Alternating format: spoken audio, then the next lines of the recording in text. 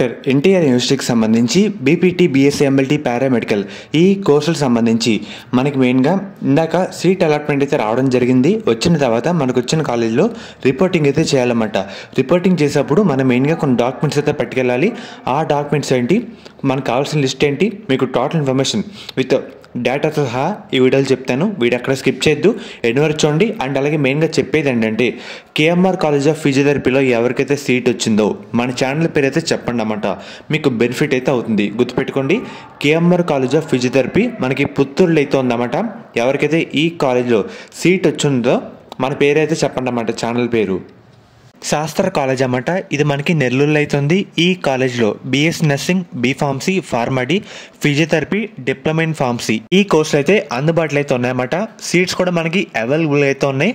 మనకి admission counselling ప్రాసెస్లో కూడా ఈ కాలేజ్ అయితే ఒకసారి వెరిఫై చేసి పెట్టడానికి అయితే ట్రై చేయండి అన్నమాట. ప్లేస్మెంట్స్ కూడా మనకైతే మంచిగా అయితే ఉన్నాయి. అండ్ అలాగే దీంతో పాటు మనకి మేనేజ్మెంట్ సీట్స్ కూడా ఈ కాలేజ్లో అవైలబుల్గా అయితే ఉన్నాయి. అది కూడా లిమిటెడ్ సీట్స్ మాత్రమే అయితే ఉన్నాయన్నమాట. మీకు ఎటువంటి డౌట్ ఉన్నా సరే ఒకసారి ఈ నెంబర్స్కి అయితే కాల్ చేసి వెరిఫై అయితే చేసుకోండి. మెయిన్గా మీరు ఒకసారి స్క్రీన్ మీద చూస్తున్నారు కదా, ఫస్ట్ మన సీట్ అలాట్మెంట్ ఆర్డర్ కాపీ అయితే ఉంటుంది అన్నమాట. అంటే 5,600 యూనివర్సిటీ వైపు కట్టిన తర్వాత అలాట్మెంట్ ఆర్డర్ కాపీ అయితే రావడం జరుగుతుంది. ఆ కాపీ అయితే కావాలన్నమాట. దాని తర్వాత మన 10th క్లాస్ మాక్సిమం మనకైతే కావాలి ఒరిజినల్ది. అండ్ అలాగే ఇంటర్ సర్టిఫికేట్లు అయితే కావాలన్నమాట ఒరిజినల్ది. అండ్ అలాగే దాంతోపాటు ఇంటర్ మార్క్స్ కూడా మనకైతే కావాలన్నమాట.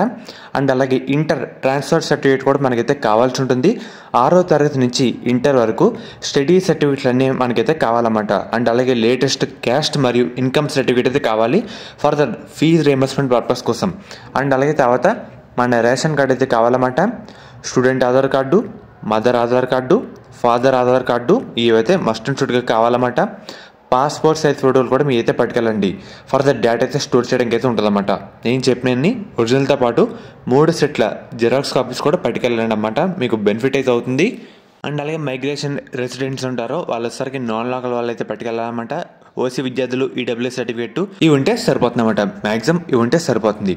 అండ్ అలాగే ఫస్ట్ మీ అప్లికేషన్ కూడా తీసుకెళ్ళండి. ఫర్దర్ డేటా కోసం వాళ్ళైతే అడుగుతారన్నమాట. ఇవి ఉంటే అన్ని చాలు, సరిపోతుంది ఇంకా.